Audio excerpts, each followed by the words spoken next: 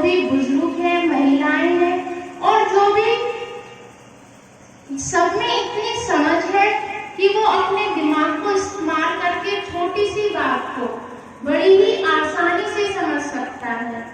बाहर की यात्रा को तो सबने समझ लिया, अब कोई पैदल यात्रा नहीं करेगा, ना ही बैलगाड़ी से। स्कूटर, मोटरसाइकिल और कार, हवाई जहाज हर एक किसी के बस की नहीं है, मगर कार और स्कूटर और बस से तो सभी जा सकते हैं। बाहर की जीवन की यात्रा तो हमने देख ली, अब अपने अंदर की जीवन यात्रा देखो। महात्मा बुद्ध के जीवन से हम अपने अंदर की यात्रा को समझ सकते हैं। पहले महात्मा बुद्ध के जीवन से समझे तो पहले समझ क्या थी?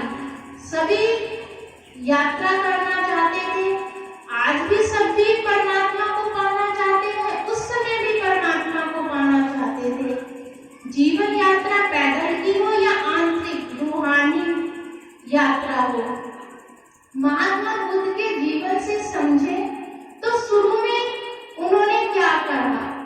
उनको इतना ज्ञान हुआ तो उन्होंने सोचा कि गृहस्थ जीवन को त्याग दूं, त्यागने से शायद मैं जंगलों में चला जाऊं तो मुझे परमात्मा की प्राप्ति होगी मुझे परमात्मा की प्राप्ति। वही बैलगाड़ी का सफर, हर कड़ी को हर एक लहजे से समझना।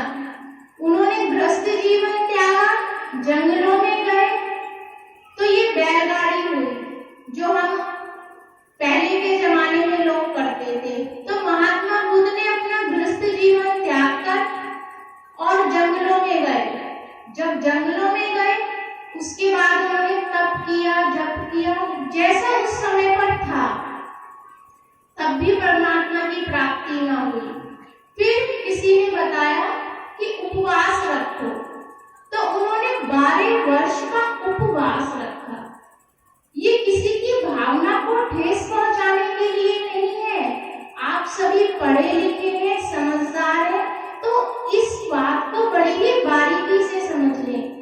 हम सकारात्मक चीज को तो जल्दी नहीं समझते हैं, मगर नकारात्मक दृष्टि हम बड़ी जल्दी रख लेते हैं। सिर्फ छोटी सी बात को समझना है।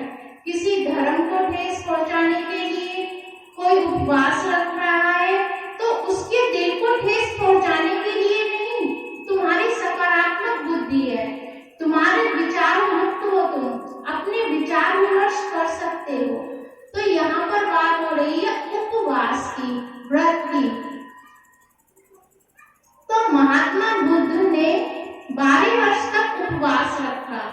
वो उपवास परमात्मा को खुश करने के लिए रखा ताकि उन्हें परमात्मा की प्राप्ति हो सके। और उपवास भी कैसा कि उन्होंने 12 वर्ष तक अन्न तक नहीं खाया, सिर्फ पानी और फल फूल पर ही निर्भर रहे 12 साल तक। और आज हम उपवास रखते हैं तो हंसी भी आती है, और परमात्मा को खुश करने के लिए जो हम करते हैं, हम उपवास रखते हैं 1 दिन का, मगर 1 दिन में हर एक वर्ग का अलग खाना है। मेरी बात बुरी लगी तो मुझे क्षमा करना, सिर्फ मुझे उनको समझाना है कि सत्संग को जानो, धर्म को जानो, पहचानो। हम 1 दिन का उपवास रखते हैं, हमारे 1 दिन के उपवास के लिए हमारा अलग तरह का खाना होगा। दूसरा उपवास होगा, सोमवार का होगा, तो उसके लिए अलग खाना होगा। मीठा नहीं होगा, नमकीन होगा, क्योंकि मीठे से हम नहीं रह सकते। ठीक है, हमने उपवास रखा। अब ये तो पता नहीं कि परमात्मा खुश होता है कि नहीं, मगर जो भी उपवास रखता है वो जरूर खुश होता है कि मैंने उपवास रखा है। परमात्मा को तो क्योंकि पता ही नहीं है, क्योंकि महात्मा बुद्ध ने भी 12 साल तक ऐसा उपवास रखा, तो उनसे तो परमात्मा खुश हुए नहीं जो उनको दर्शन देते। तो 1 दिन के उपवास के लिए परमात्मा हमसे कितना खुश होते हैं, मगर चलो हम तो खुश हो जाते हैं कि हमने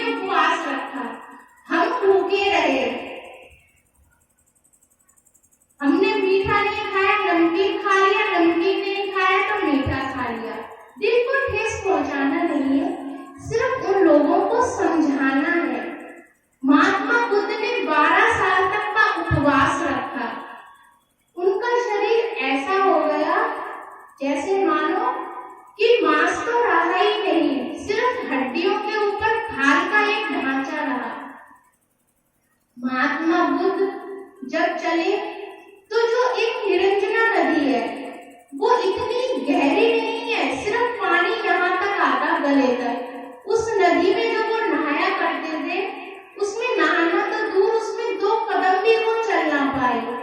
तब उनकी बुद्धि का विकास हुआ, जैसे कि बैलगाड़ी से आए अब वो कार पर, मोटरसाइकिल पर, जैसे मनुष्य का विकास हुआ।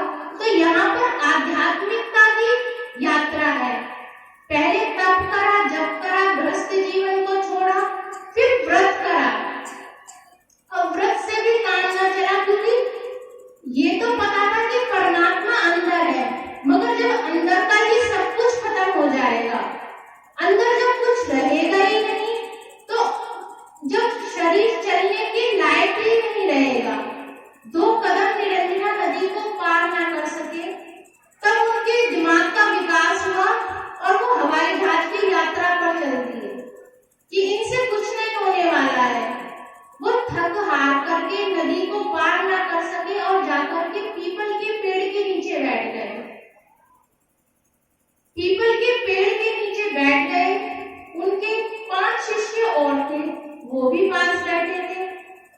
जब वो पीपल के वृक्ष के नीचे बैठे तो एक शूद्र जाति की महिला, नीच जाति की महिला खीर का कटोरा लेकर के आई।